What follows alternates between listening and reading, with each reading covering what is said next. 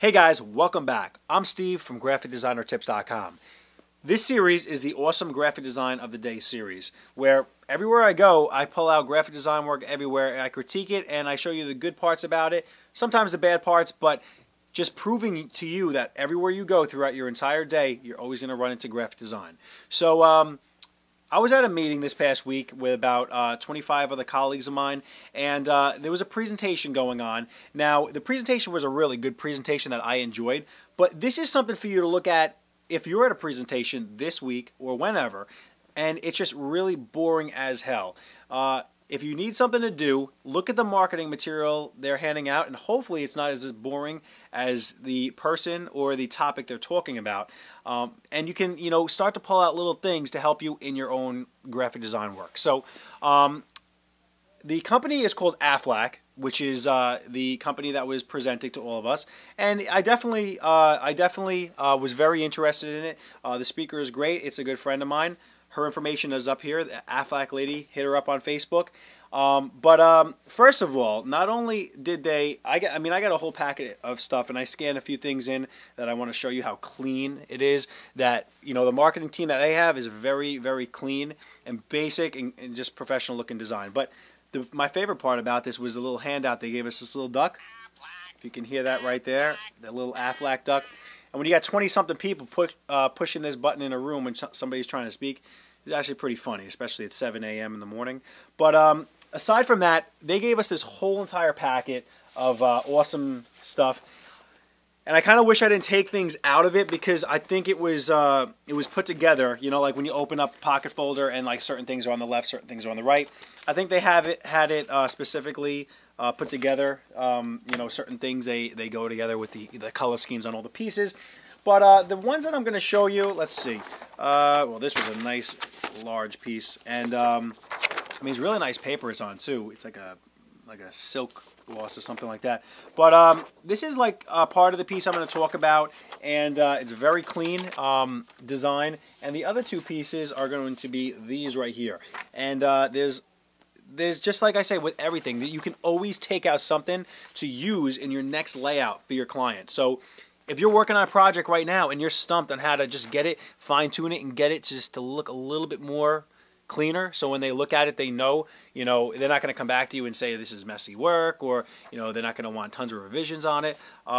This is the stuff that you need to start adopting. So let's jump into it in Adobe Illustrator CS6, and then I'll wrap up at the end. All right, so now I have these two cell sheets. They're scanned, and there was like 10 pieces in the whole folder, and some were better than others, but I just liked how clean these were. There's not too much information on, especially on the one on the right, but the way that they were able to lay it out on an 8.5/11, it works and it flows, and it's not cluttered at all. That's what I like about it. Basically, this is such a simple thing, but it ties into all their marketing. You see how up here we have this little like, the bar coming down the two bars, and then that little triangle coming out from there and there. It seems that on each piece, each triangle is a little bit lower. Actually, probably that's the order that they actually, I just realized that's the order that they went in the actual folder. But it's kind of like when you open up a pocket folder and you have stepped pieces, like, every piece gets shorter, so you can see like the titles of them above it. It's a little accent, and they use it on all their marketing. This triangle has nothing to do with their logo or anything, but it's just a nice little accent that adds some character. So starting up here on the top left, we have a sans serif font as the headline, which is interesting because they eventually use that same sans serif font as the bullet points over here, and this blocky type of a serif font is used for here, these headlines, and actually this body text in here, which is it's different, but I don't usually like to make too many text boxes with serif fonts in it, because it's a little harder to read, kind of like Times Roman and stuff like that. But it does actually work in this case. It breaks up the thoughts, because this thought is really geared towards this little pie chart over here, and I like what they did with the pie chart. It's so simple to make this look three-dimensional the way that it does, and then the way that they do the shadow on it. It works pretty well. This is something easily they could have done in Adobe Illustrator. the fact that it does come off the piece, it does add that little bit of character to it, which I like. If you notice here, everything down the left, if a guide was pulled down, everything down the left is going to be flush left. Even this pie chart hits right there. So there was thought involved in that. Over here, they didn't really have that work for them, because if they would open up this text box on each side as centered text, they would have added more tracking between, or excuse me, they would have added more space between the words, and it would have been, you know, the paragraph would have looked not that very clean. And so we're done with this area. You know, they decided to leave this all ragged on the right instead of justifying it, which is fine. I'm a justification man, I guess you could say. I like to have everything nice and clean, lined up. It makes it more simple, less confusion. Down here, they have this other little thoughts going on, the bullet points, which, like I said, they're the sans serif font. That was the same one as the headline, which, like I said, it's interesting how they did that, and I might actually use that in something that I'm doing right now. But obviously, their colors are the orange and the blue. And if we can back up a second, if you can remember that duck that I showed you in the beginning, that little Aflac duck, for whatever strange reason, he's got a yellow beak. All right, that doesn't make a bit of sense. So somebody screwed up signing off on something wrong there. But anyway, so we got blue and orange. So we got the blue, the orange, and the green complements it, of course. They used, what they did up here was they used like a lighter gray on the text, which softens it up, because actually this gray matches this gray pretty much. And same thing with this text line right here. And in the background, what I love what they did in the background is they gradated it a darker gray. Maybe they did like I'm going to say like a 20% gray, and they came down to like 5% gray in the middle and came back to like 20 on the right. So I really like what, no, let me move that back up. I really like what they did on that, and it's a very soft feeling piece.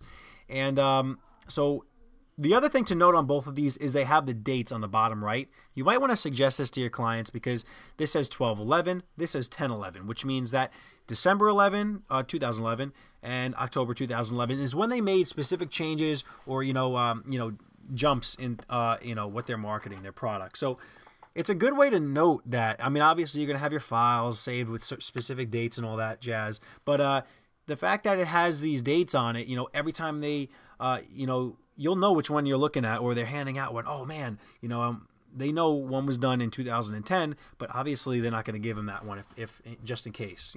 Everybody makes mistakes. So this is the second flyer, of course, and same deal, same fonts, the way they spread them out. I like what they did with the, I don't know what font, the 1677. I love those numbers. I love the sevens, the way they look. But it's just showing you in your face, these are statistics. And why you basically want to choose them as their company. So, I like what they did. Basically everything, if you pull a guide down here and you measure everything is dead center. And this isn't accomplished, everybody. This is, everybody thinks that you could just hit the align button and everything's going to align. No, it's not, because you don't know what kind of tracking is left after specific letters and stuff like that. You want to make sure that everything, you're completely eyeing everything up. You're using all the numbers that you can in Adobe Illustrator, all the info numbers that you can do. You're using the guides, you're measuring, and all that stuff, because you want everything to be nice and centered.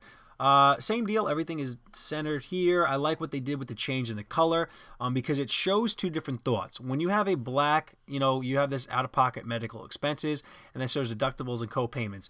Co-payments and deductibles are in that same gray that's over here, that's in this body text over here.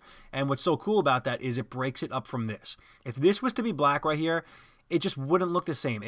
This wouldn't stand out the headline. So, that's something to experiment next time on your own. This stuff down here, it's all boring stuff, but it's all centered, nice and clean, which is what I like. So let's move on to this second piece, which is up here on my canvas. And, all right, so scanning this, I guess it added some, some funky shades in here, but that's okay.